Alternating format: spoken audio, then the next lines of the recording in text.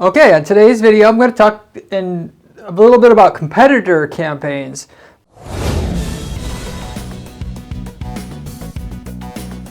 And if you don't know what that is, briefly, it basically is just a campaign that you can run on Google Ads, search ads, and I'm actually going to get into how to run on the Google Display Network through banner ads and so on and so forth, responsive display ads, to have an ad show up for basically a prospect who was going to just get ready to contact your competitor or buy their product or service.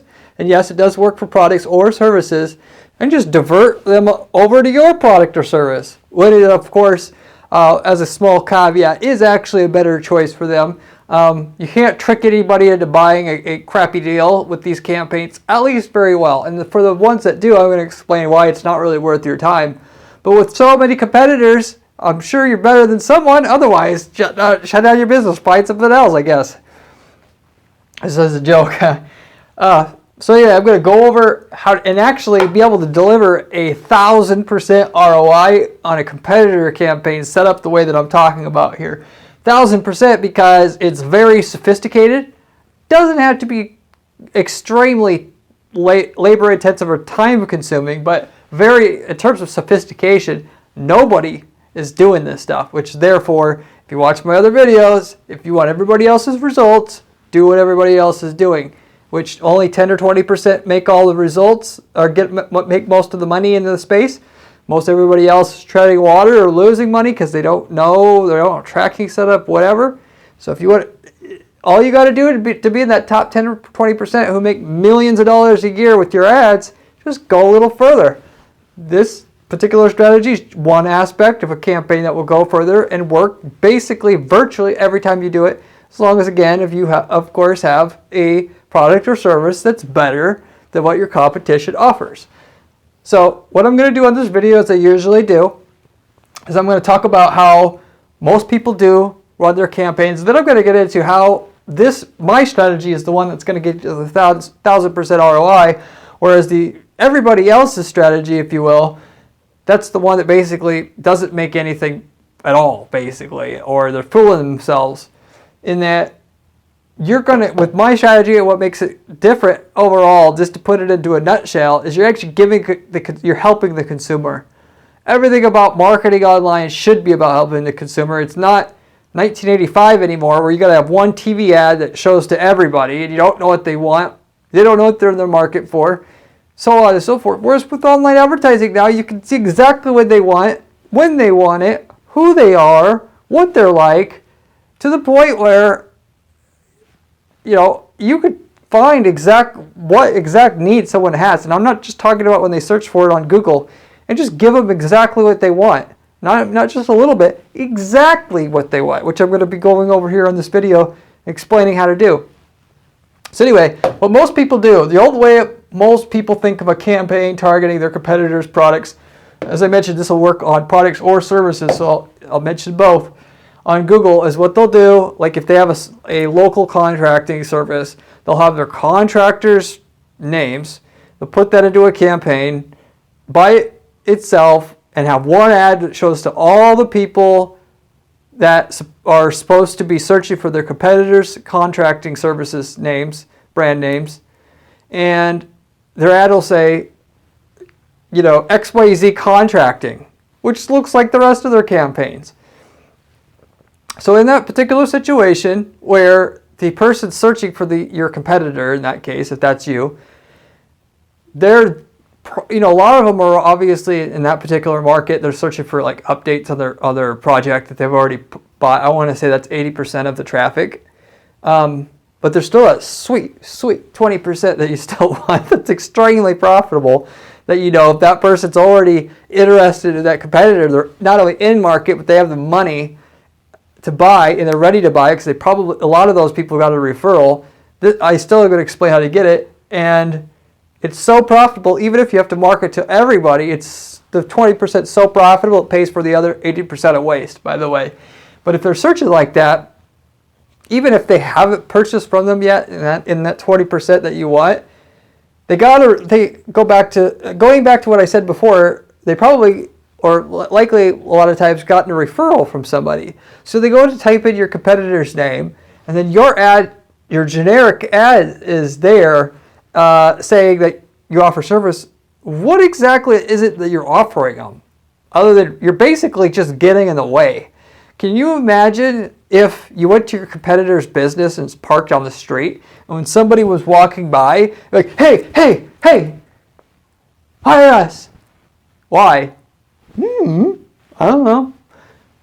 Pathetic, if you ask me. However, if you had something else compelling to say, you'd at least listen, right? Hey, hey, hey, hire me. Why? Actually, we have better reviews. For first-time customers, we're offering a discount. For somebody who's dealt with a competitor before and can prove it, we're giving a discount just for them. Oh, really? How much is it? And that's where your landing page comes in. So the difference between making money or not is whether or not you're helpful or not. And most people, 90% of the people who set these up, no offense to them, they're not making any money because they spent 10 minutes on the thought of this thing. That's it. They're not tracking the results very well. They don't know that it's not working very well, and that's it. Poor quality scores.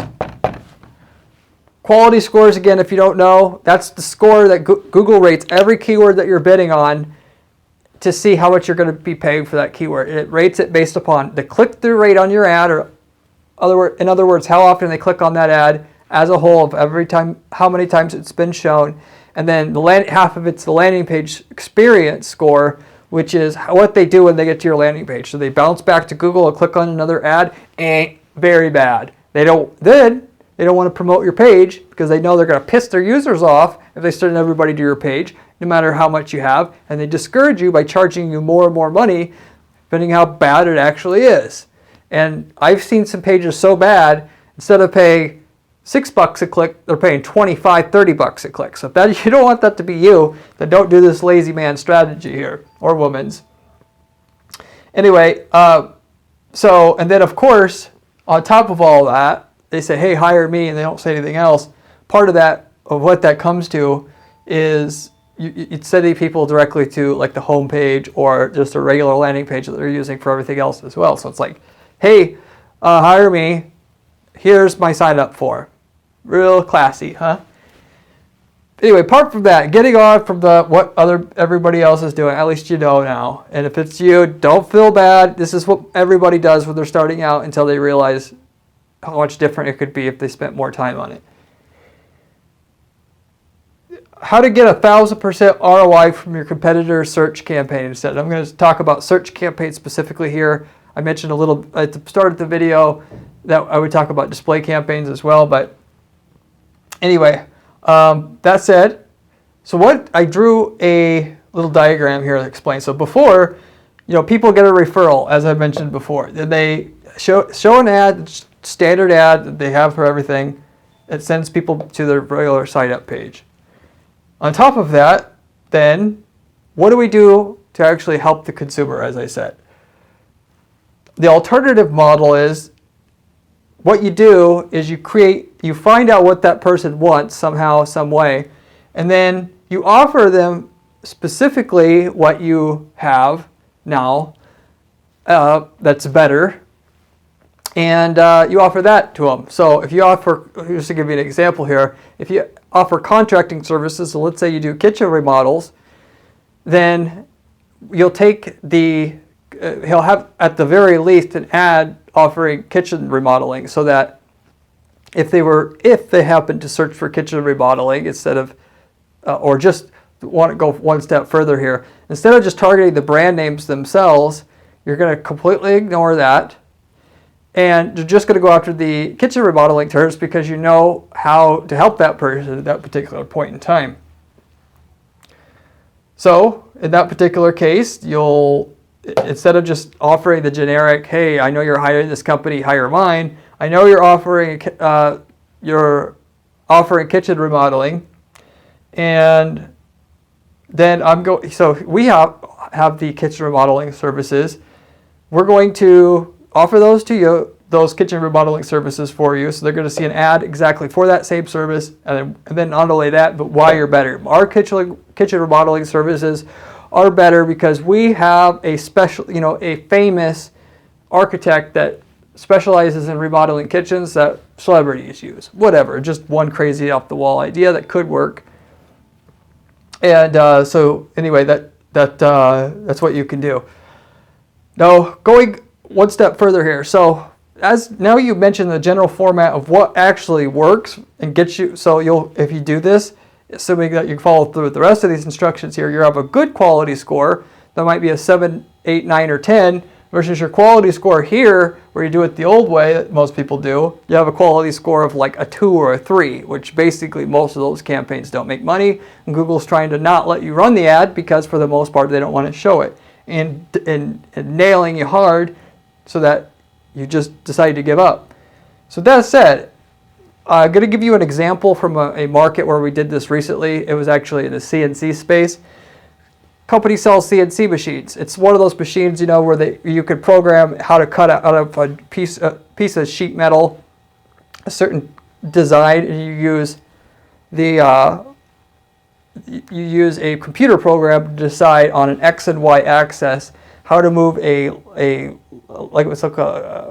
laser cutter so that you can have a perfectly shaped part when you're done. Anyway, and so you design it on the computer, the machine just prints it out essentially, or cuts it out through the software of the computer. So they have a bunch of different machines. So there's different categories of machines, of course, and of those machines, just like a computer, computers have different processors and memory, and one computer is not the same as all others. What we did is we took a note of or inventory of all the client's machines, and then we found all the competitors' machines that were then close to those machines.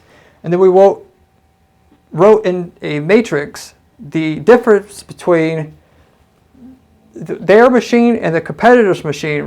And so we have product A. This product A competes with, out of our 50 potential competitors that are technically out there, these 5 have a similarly priced product with a similarly sized or categoried product itself. So there's 3-axis CNC, 4-axis CNC, 5-axis CNC, and there's bench top, there's non-bench top. So for instance, in this particular case, on the 4-axis CNC machine that is not bench top, we went and found all the same products, 4-axis non-bench top CNCs from all our competitors. We put that into a Excel sheet so that we could go and figure out from there how it's actually better. So what you'd actually do here, though, if this is you, as I mentioned here, research the top two things that matter the most to your market. So you're going to have to figure out how to pair up. The first thing that's important in terms of doing what I'm doing here is you got to figure out what is the interchangeable product or service that you have for somebody else's. So if it's for a construction company, it's obviously simple. We have a kitchen remodeling service at our company, and then so we're going to find all other contractors in the area that offer kitchen remodeling. If you sell a product, it could be that the interchangeable market that's in your sub-market that's directly comparable with what you offer is products of a certain size or they're in a certain category. In our particular case, we sorted it by the size of the machine and also the axis, as I mentioned. We could have also done that and compared all 4-axis to all other 4-axis machines, but those were the main ways that we found out, I guess, through the company/client in terms of them wanting one machine. If they're going to consider another machine, what's the main kind of grouping in terms of the other machines that would be in the same, they would be also considering at the time, most of the time, if they're considering more products.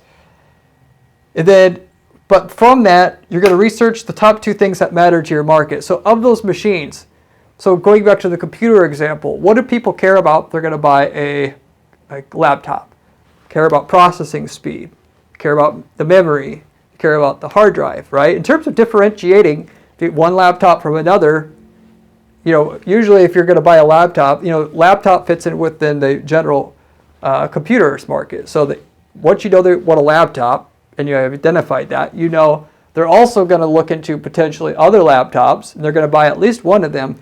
We got to find out what is the top two factors or categories within the laptops that people care about that gets them to decide from one laptop over another, assuming all the pricing is the same. And obviously people are willing to pay more and so on and so forth, but you know, they usually have a budget, $2,000 budget. What's the best machine I can get for $2,000? Okay, and so then at that point you find out that the memory and the hard drive space is the top two things people care about once they identify, you know, what their budget is and what type of category of computer that they want. And so, and if you don't know what this is, of course, you can go to your sales department, dig up that data, and if you don't have that yet, you're new to the market, you could go to the review sites, go to Amazon reviews, go find where there's reviews, go to industry review sites, see the comments, and just see what people are talking about the most. Then you're going to be able to easily find it out. I've done that many times for products where I did not know that answer to that question already and got the data figured out.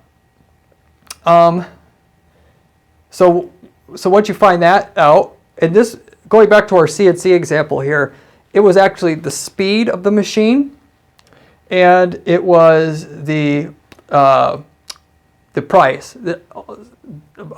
But because the price was generally like similar from the 4-axis machine, let's say, once they're the same size and the same axis, then we took the power of the machine. So speed and power. With that, then what we were able to do is, so we first, as I mentioned before, is we took it and put into a spreadsheet all the machines that we had, and then all other machines a person would likely be considering if they were also considering our machine. So, and for every product, it was a different list of products that they would also be considering. And in that case, we had a third column basically that said, what was the power of, our machine? What's the power of the competing system for each of the competing systems that we had for that particular item that competed with that particular product that we have? And we did that again for the power and the speed. And so in that situation, at that point, it becomes easy to figure out which of our products are actually in the top of its category. And some of them are better, some of them are not. We didn't worry about marketing to a person that was considering a competing machine if the top two things that people care about, we didn't actually have better. If we were better in power, higher in power than the person, we focused on in our ad to attract the person on the aspect that the power is higher for that particular product that was in the same category of products that they're considering a purchase in right now. If it was speed, that was higher for that particular competing machine, for that particular product that we have competitors in, then we focused in the ad that we're a faster machine. So they're looking for, to wrap it all up again, they were looking for a 4-axis floor-mounted machine.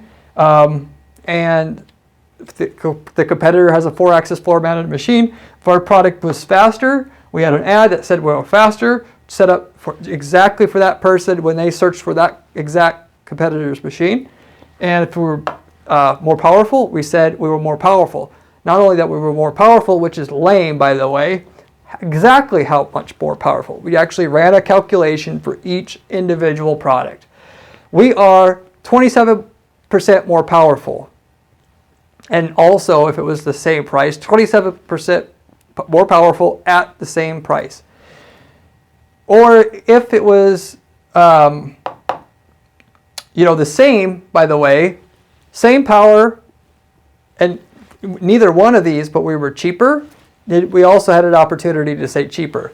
We didn't necessarily do that too much. It was mainly what we did was if they were either more powerful or faster, we had no ad show up, or it built no ad to show up for any of those particular products. So we weeded out just the ones where we were more competitive. And so in that case, you could see where I'm going here. instead of sending people, we had an ad that said why we're better, first of all, what product you should be looking at and considering if you're in market for this particular product over here, but also why you should look at it, i.e. it's faster and or it's more powerful, depending on which one it is, and that if you want to see it, we're 27% more powerful for about the same price. You want to see it, just go click on our ad and we send them directly to that product. So that's what I'm talking about in terms of helping the buyer. That's the type of thing that you want to do if you want a campaign that's not only as profitable as everything else, because that it generally is, but also a little bit more profitable. We actually had about 1,000% ROI in that type of situation, as we do in a lot of other times. Granted, our other campaigns were close to that profitable already, so just as a side note, but this type of number, or these type of numbers are pretty routine to get if you just put that time into the campaign. And yes, this is going to take, 20, 30, 40 hours of research and time to do this. But once you format a spreadsheet saying exactly what data you need, and you hand that off to a subordinate employee, or you go and you hire a data entry professional off of Upwork that can help you find this data for you. They'll come back with a nice clean spreadsheet. You hand that to your PPC guy. You say, when somebody's searching for this competitor's machine, we want this ad with this template of ad, and where it says the percentage, you're going to put in the percentage that now says on the sheet from our calculation, or this percentage saying how much faster it was or how much more horsepower it had, or that it of course was similar specs there but at a cheaper price, i.e. more value. The PPC person could put up the campaign together, and then now once it's set up, the great thing about PPC is once it's set up the right way, it just works and works and works and works. And the other thing is about doing stuff like this that's nobody else is going to be willing to do. It's not that they may not probably think about it, but more than likely ain't willing to do. It also just works and works and works because nobody else is willing to do it. You could literally have a competitor see what you're doing and say, oh crap, I'm not going to do that. Or they won't say, they have an ad there that I'm pissed off that they have that ad show up for my name, even though it's perfectly legitimate. And the consumer, this is what makes capitalism good, is competition. As long as you don't say the competitor's name in the ad, it should be totally fair game, which, by the way, if you do, the ad will get like double the click-through rate. If they don't have the trademark blocked by submitting a application to Google, they won't block you from using the competitor's product name in the ad, by the way. And if they have, they'll just disapprove your ad and you'll take it out. So if you want the most potential profit from this, you could start with the competitor's brand name. And if not, what you'll say is something like, considering, need a 4-axis, in this particular case, you could get around it by saying, need a 4-axis, 4-mount machine. See a machine that gets more power, 27% more power on average, and 80% more speed for less than $39.99. So the person then now knows already what what the specs of that machine is, and so you can get around having to use that person's name. If you use the person's name again, it works about twice as good. But that's in general the strategy now.